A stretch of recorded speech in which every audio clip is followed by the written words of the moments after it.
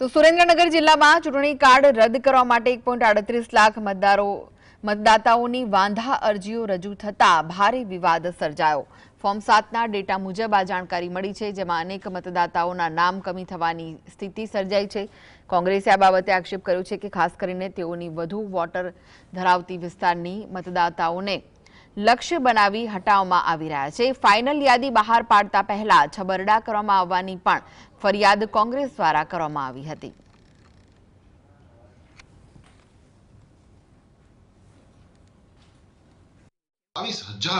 જેટલા લોકોના નામ કમી કરવાના ફોર્મ એ લોકોએ રજૂ કરી દીધા છે ડાયરેક્ટ કલેક્ટરને, અને એ ફોર્મ પણ એ લોકો એવા લોકો પાસે ભરાવે છે કે કોઈ ભિખારી હોય, કોઈ ગરીબ હોય, કોઈ મજૂર હોય કે જેનો પાસેથી ચૂંટણી કાર્ડ લઈ લેવાનું અને એ ચૂંટણી કાર્ડની અંદરથી એના નામે ફોર્મ ભરીને એના નામની બોગસ સહી કરી અને માસ લેવલે લોકોના નામ ઉડાડવાનું કામ કર્યું છે।